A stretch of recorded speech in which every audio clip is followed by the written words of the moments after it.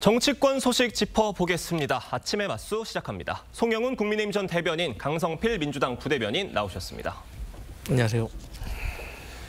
전해드린 대로 오늘 오후 3시입니다. 민주당 이재명 후보의 선거법 위반 사건에 대한 대법원 판단이 나옵니다. 이 선고를 앞두고 어제 국회 법사위에서는 공방이 벌어졌는데요. 영상으로 보겠습니다.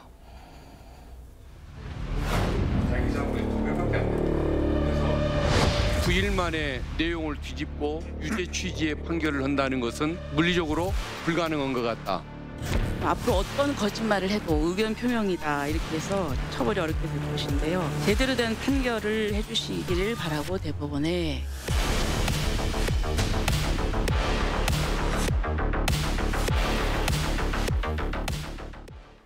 민주당은 무죄가 나와야 된다.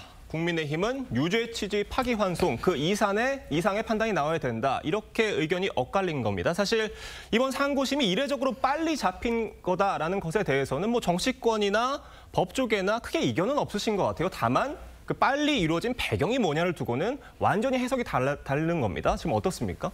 파기환송 가능성이 조심스럽게 점쳐지죠. 왜냐하면은 무죄 판결, 즉 상고 기각을 할 거면은 대법원이 이렇게 서둘러서 해야 될 이유가 별로 없습니다. 예. 어떻게 보면은 대선이 끝날 때까지 기다려도 되는 측면도 있을 것이고, 혹은 대선에 더 임박해서 결론이 나와도 이게 현상 유지적인 것이기 때문에 시점에 있어서 큰 차이가 유의미하게 있다고 보기 어려워요. 그런데 이렇게 서둘러서 판결을 선고한다는 것은 그만큼 현상 변경에 가까울 가능성을 추론하게 하는 것입니다. 더더군다나 오늘 지금 생중계를 한다고 하지 않습니까? 예. 이 생중계는 상고 기각 같은 경우는 판결문이 굉장히 간명하기 때문에 뭐 한 1, 2분 정도 낭독하면은 판결 이유에 대한 설명도 끝입니다. 그런 점까지 고려해 봤을 때 과연 이것을 상고 기각으로 단정할 수 있느냐에 대해서는 저는 많은 의문이 있다라는 의견을 가지고 있습니다. 그러니까 상고 기각을 하게 되면은 워낙에 판결문이 짧아서 뭐 네. 생중계가 크게 의미가 없을 것이다라는 그런 얘기신 거예요. 그러니까 생중계를 한다는 것 자체가 어떤 다른 결과가 나올 수도 있다 이런 말씀을 주신 건데 어떻습니까? 뭐 일간 설득력이 있게 들리기도 하지만 예. 그런다고 대법원이 그런 걸로 시그널을 줄 거라고 저는 생각하지는 않고,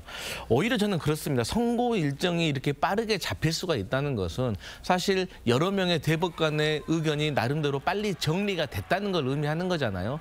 그렇다고 하면 비교적 논란이 적은, 원래대로 이 평소에 어떤 법리를 따졌을 때 법리적인 하자가 없다는 쪽이 저는 강했다고 생각을 해요. 그렇기 때문에 저는 이렇게 대법원에서 빨리 선고를 할 수 있다고 생각을 하고 있기 때문에 저희 민주당은 그동안 항소심에서 다투었던, 그 항소심에서 무죄를 받은 그 법리 자체도 문제가 없다고 생각을 하고 있어서 저희는 오늘 좋은 결과가 있을 것으로 예상하고 있습니다. 알겠습니다. 이게 당초에 그러니까 여러 가지 지금 경우의 수가 있는 겁니다. 무죄가 확정이 될 수도 있는 거고요. 유죄 취지 파기환송이 될 수도 있고 파기 자판이 이루어질 수도 있는 건데 당초에 파기 자판의 가능성은 다소 낮다는 시각들이 많았는데 이번에 5월 1일 오늘로 선고 기일이 잡힌 걸 두고 파기 자판 가능성이 좀 있을 수도 있다라는 해석들도 좀 나오고 있어요. 이건 어떻게 보십니까? 파기자판의 가능성은 산술적으로는 존재하는데요. 일단 예. 파기자판의 사례가 굉장히 희귀하고, 그다음에 파기자판을 했을 때는 대법원 전원합의체가 스스로 피고인에 대한 양형을 정해야 됩니다. 예. 그러면은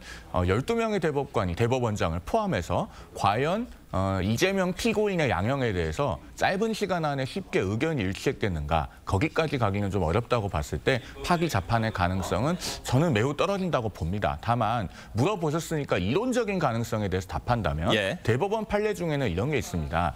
2심, 그러니까 항소심은 특별히 양형 사정에 변동이 없으면은 1심의 양형을 존중해야 된다는 대법원 판례가 2015년부터 정립되어 있거든요. 그렇다면 만약에 대법원이 파기 자판한다면 2심 판결을 파기하고 스스로 판단하는 것 아니겠습니까? 그렇다면은 1심의 양형을 따라가는 형태의 파기 자판이 이론적으로는 가능합니다. 그러나 예. 그 가능성이 얼마나 될지는 좀 의문이긴 합니다. 네.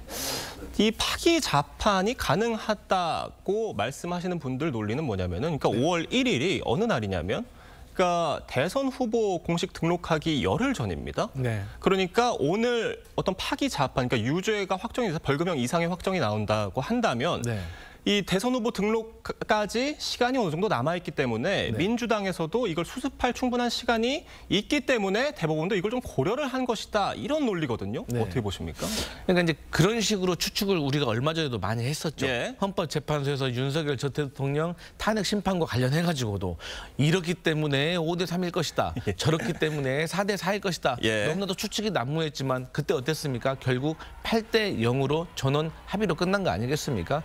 그래서 뭐 물론 5월 1일이라는 날짜가 사실 뭐 공교롭게 여러 가지 해석을 할 수 있는 날짜이긴 하지만 저는 이 대법원에서 법리에 따라서 판단을 하는 거지 저는 정치적인 상황까지 고려해서 판단을 할까라고 생각을 하고 만약에 대법원이 그런 식으로 판단을 한다고 한다면 민주당의 기류를 제대로 파악하지 못한 것이다. 민주당 같은 경우는 어차피 파기환송이 된다고 하더라도 고등법원으로 다시 돌아가서 고등법원에서 다시 제대로 소명을 하면 될 일이고 지금까지 그런 이유라고 하면 이재명 후보가 이 자리까지 올라올 수도 없었습니다. 그렇기 때문에 후보 교체할 수 있는 시간을 주기 위해서 5월 1일로 결정을 했다는 것은 사실 저희 민주당의 대선 승리를 반대하시는 분들의 바람이 아닐까 이런 생각해 봅니다. 그러니까 아까 방금 그 헌법재판소 얘기를 해주셔가지고 지금 이 대법원 판결 같은 경우에는 헌법재판소와 다르게 어떤 재판관이 무슨 판단을 내렸는지 익명이 보장되거든요.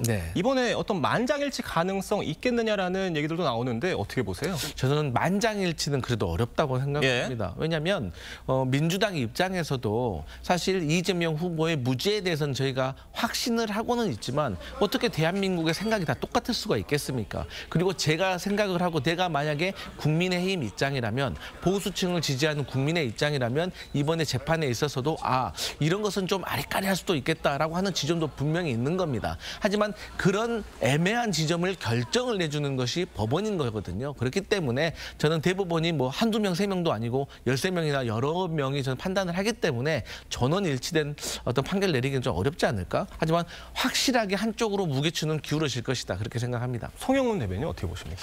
저는 만장일치의 가능성이 상당히 있을 거라고 봐요. 왜냐하면은 대법원장이 이 사건을 대법원 전원합의체 회부한 게 지난 4월 22일입니다. 그리고 오늘이 5월 1일이니까 정확히 9일 만이죠. 그런데 대법원 전원합의체가 이렇게 빠르게 선고할 때 반대 의견을 가진 대법관이 있으면요. 나에게 반대 의견을 쓸 시간을 좀 충분히 달라.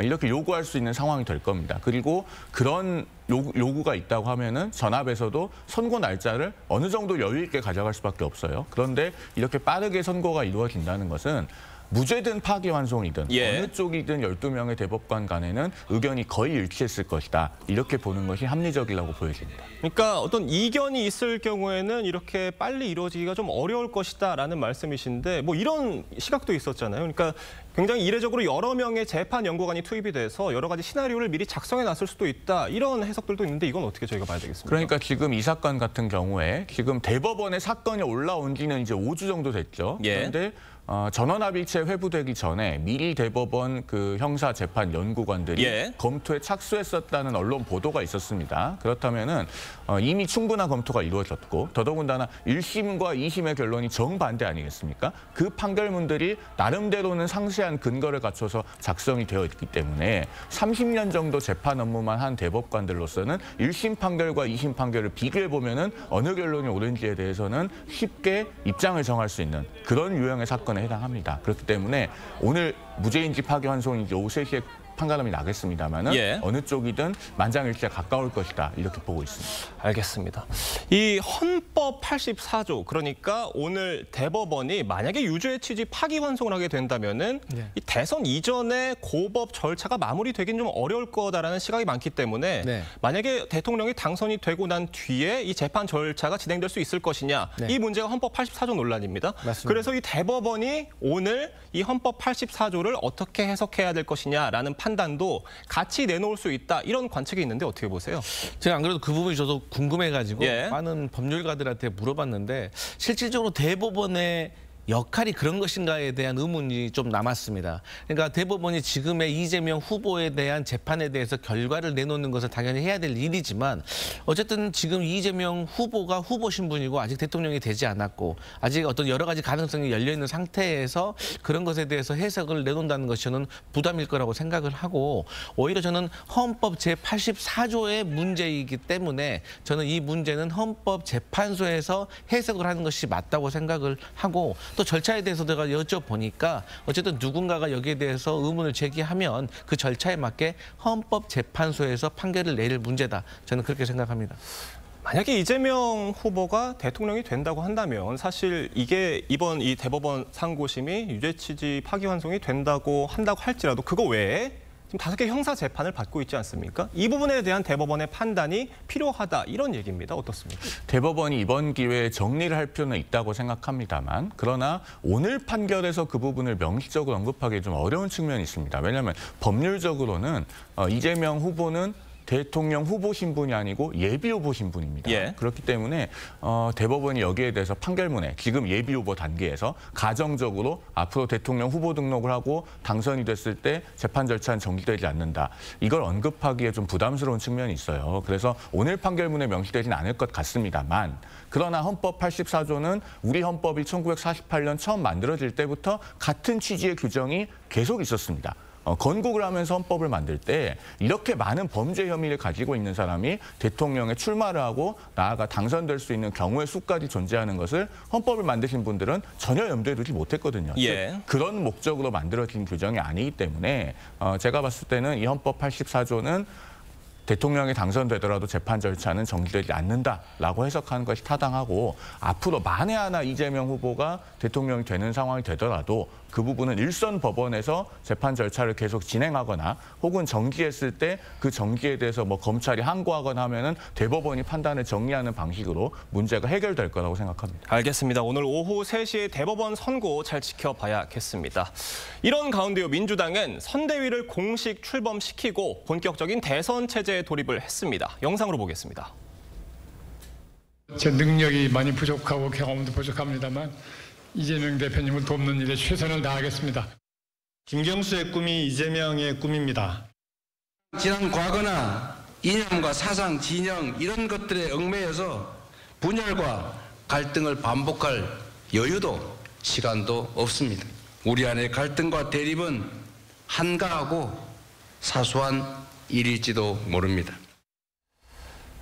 민주당 선대위에 윤여준 전 장관, 광금실 전 장관, 또 김경수 전 지사 뭐 이름만 대면 알만한 분들이 굉장히 많이 또 들어가셨고 그로 인해 굉장히 큰 선대위라는 지금 평가가 나오고 있습니다. 총괄 선대위원장만 7명이고요. 공동 선대위원장만 15명입니다. 어떻게 보십니까?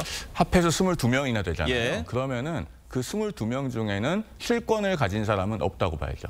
수뇌부의 숫자가 많을수록 권한이 분산되어 있다는 얘기인데 그러면 그중에서는 정말 진정하게 실권을 가진 사람은 없다. 즉 다시 말해서 저 선대위 수뇌부 중에 이재명 후보가 뭔가 잘못된 언행을 했을 때 그것을 제어할 수 있는 사람은 아무도 없다고 봐야 됩니다. 즉 보여주기용의 선대위라고 봐야 되고 사람을 많이 모아놨다고 해서 어떤 좌우 통합이 되거나 뭐 우클릭이나 확장이 되거나 그런 것도 아니라고 봅니다. 이 면면을 봐도 강금실 전 장관 같은 경우에 노무현 정부의 장관 출신이 민주당에서 선대위원장을 맡는 것이 그렇게 놀라운 일도 아니고 과거에도 이재명 후보의 후원회를 맡은 이력도 있지 않습니까? 그다음에 김경수 전 지사 같은 경우에는 아무리 복권이 됐다고 해도 그 천문학적인 김경수 드루킹 댓글 조작 사건의 주범입니다. 예. 이런 분이 선대위원장을 맡는다는 것은 민주당이 또다시 여론에 대해서 어떤 인위적인 시도를 하려는 것이 아니냐 이런 의구심까지 제기될 수 있는 부분이고요. 마지막으로 민주당에서 윤여준 전 장관에 대해서 굉장히 선전하고 포장을 하는 것 같은데 사실 이분은 과거에도 그 문재인 후보를 2012년에 도와서 실패했던 이력도 있고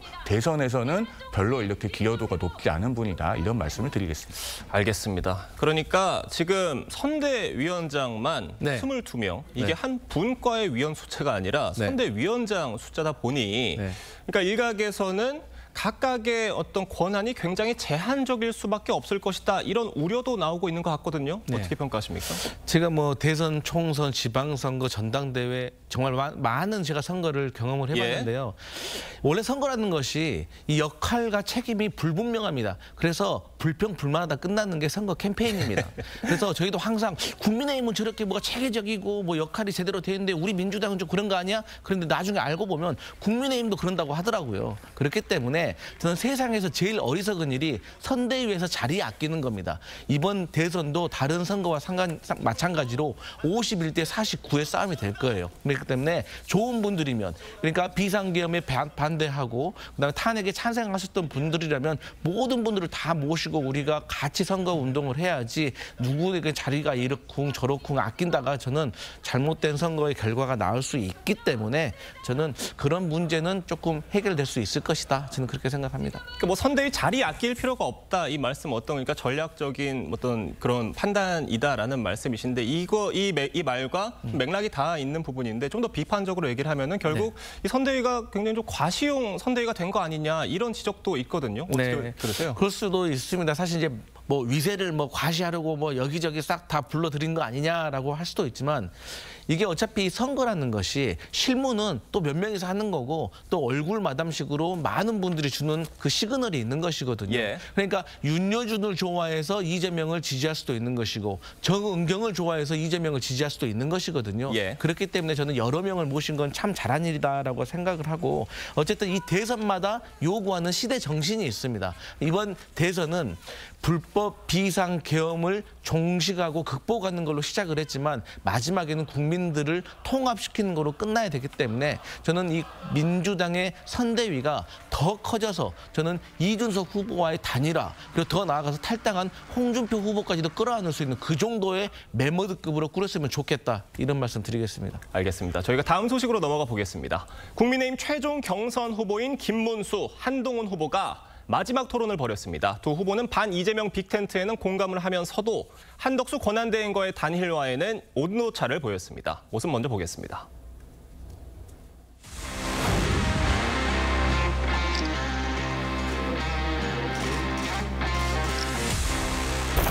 한 대행과의 단일화, 전당대회 직후여야 한다. O를 아니라고 생각하시면 X를 들어주시기 바랍니다. 국민의힘 후보가 아마 제가 될 것으로 보고 있습니다만 그렇게 된 다음에 바로 늦지 않게 합당한 방법으로 반 이재명 전선에 빅텐트를 치겠습니다. 기본을 지켜야 하는 것 아니겠습니까? 문재인 정권에 있었던 분들한테 주도권을 다 넘겨주고 이런 것까지 우리가 용인하겠다는 것은 아니지 않습니까?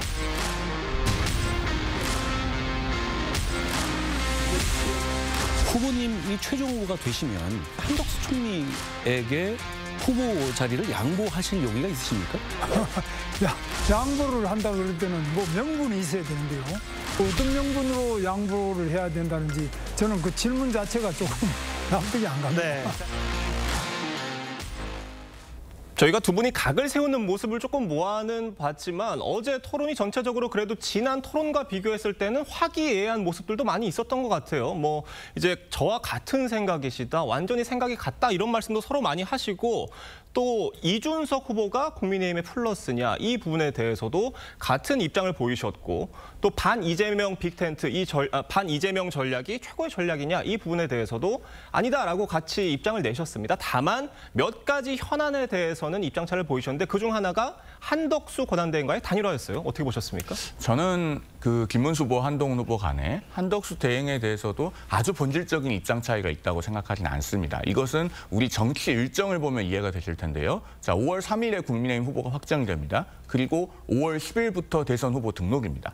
만약에 김문수 후보가 국민의힘의 대선 후보가 되는 경우에도 5월 3일에 후보가 되고 그 다음 날부터 바로 한덕수 대행과 단일화하는 일은 저는 없을 거라고 봅니다. 영상에서도 봤습니다마는 김문수 후보도 양보할 생각이 없고 또 늦지 않게 단일화를 하겠다 이런 표현을 쓰고 있지 않습니까? 막바로 하지 않는다는 거예요. 그러면은 국민의힘 후보는 선출이 됐을 때 일주일만 지나가면 그냥 후보 등록입니다. 무소속 후보는 상당히 어려운 환경에 놓인다는 걸 누구나 다 잘 알고 있고요. 반면에 한동훈 후보가 국민의힘의 후보가 된다고 해서 그러면은 한덕수 대행하고 아무런 노력도 하지 않고 힘을 합치지 않을 것이냐.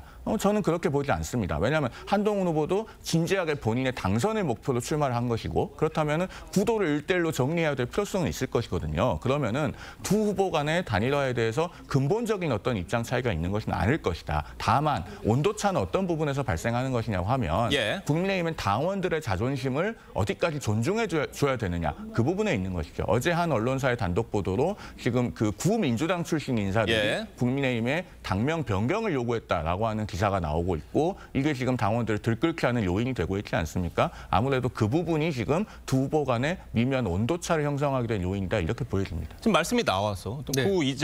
이제 민주당께서 국민의힘 당명을 좀 바꿔야 되는 거 아니냐 이렇게 제안을 했다는 그 부분에 대해서 좀 어떻게 바라보고 계세요? 사실 이제 제가 국민의힘 소속이라고 하면 상당히 기분 나쁘죠. 아니 우리가 나름대로 고민을 하고 지금까지 가져온 정체성이 있는데 그것을 갑자기 예. 우리보다 세력이 더 적은 사람들이 단일화를 어떤 빌미로 당명을 바꾸자고 하는 것은 저는 조금 신뢰되는 말이 아닌가. 이것은 단일화하지 말자, 연대하지 말자. 저는 그런 식으로 해석했습니다. 알겠습니다. 어제 토론회는 어떻게 보셨습니까? 그러니까 두 분이 한덕수 권한대행과의 단일화에 대해서 네. 김문수 후보는 동그라미를 드셨고 한동훈 후보는 이렇게 세로 안 보이시게 중간 표시를 드셨습니다. 어떻게 네. 판단하세요? 그러니까 이제 저는 삼자적인 입장에서 한동훈 후보의 주장이 맞다고 봐요. 그런데 우리는 항상 현실 정치를 하는 사람이잖아요. 그런데 이것이 이론에는 안 맞고 정의론적인 입장에서는 맞지가 않다고 하더라도 때로는 국민들이 당원들이 그걸 원한다고 하면 또 거기에 대해서 수용하는 자세를 보이는 것도 현실 정치인으로서는 필요한 자세가 아닌가라고 생각을 합니다. 그러니까 어쨌든 국민의힘 당원들과 지지자들은 민주당을 상대로 어떻게 하면 이길 수 있는가 그 방법에 대해서 많이 고민을 하고 계시는 것 같아요. 그러니까 아무리가 명분이 있고 우리가 아무리 옳은 소리를 하더라도 나중에 패배하면 무슨 소용이냐라는 주장을 하시는 당원들과 지지자들이 많기 때문에 이게 지금 문제가 되는 건데 저는 이 부분에 있어서는 상당히 누가 최종 후보가 될 것인가에 영향을 미칠 것이다. 저는 그렇게 보고 있습니다. 네, 저희가 한덕수 권한대행 오늘 사퇴를 하고 내일 출마 선언을 할 것으로 알려지고 있는데 앞으로의 시나리오 좀 어떻게 예상하십니까? 마지막 질문 드려보겠습니다. 제가 앞서도 말씀드렸지만 예. 두 후보 중 누가 당선되더라도 단일화에 있어서 근본적인 스탠스 차이는 없다고 보여집니다. 예. 다만 앞서 시점의 얘기를 말씀드렸는데 김문수 후보가 되더라도 바로 단일화되기 어렵습니다. 그렇다면은 이재명 후보를 상대하게 되는 보수 진영의 후보는 김문수 후보가 될 수 있어요. 국민의힘 후보로 선출된다면. 예. 반면에 한동훈 후보가 선출되는 경우에도 한덕수 대행과 힘을 합치기 위해서 아무런 노력도 하지 않는 구도를 정리하는 작업이 없을 것으로 보이지 않습니다. 그래서 근본적인 차이는 없는 것이고 저는 국민의힘 후보가 선출이 되면은 그 후보가 보수 진영의 단일 후보가 될 거라고 예상합니다. 지금 이준석 개혁신당 후보 같은 경우에는 또 단일화에는 계속해서 선을 긋고 있는 입장인데 그러니까 이 후보 입장에서는 이번 대선을 완주하는 게 본인에게 더 이로울 것이다라는 판단이 있다는 그런 해석들도 있습니다. 이거에는 어떻게 보세요? 그게 이제 현실적인 환경이 받쳐주겠는가에 대한 의구심이 있는 것이죠. 안철수 의원이 지금까지도 자주 말씀하시는 내용 중에 뭐가 있냐면 2022년 대선 때 본인은 단일화를 하면서 70억 원을 포기했다라는 겁니다. 그 얘기인 즉슨 대선을 치르기 위해서 3석짜리 작은 정당에서 본인의 사재가 70억 원이 투입됐다는 것이거든요. 그러면은 개혁신당도 지금 의석수가 3석인데 이준석 의원의 재력은 안철수 의원과 차이가 많이 나지 않습니까? 그러면 대선을 완주할 수 있을 만한 어떤 현실적인 조건이 되겠는가. 여기에 대해서는 아마 국민들께서도 많이 물음표를 갖고 보고 계실 거라고 생각합니다. 알겠습니다. 오늘 두 분 말씀은 여기까지 듣도록 하겠습니다. 감사합니다.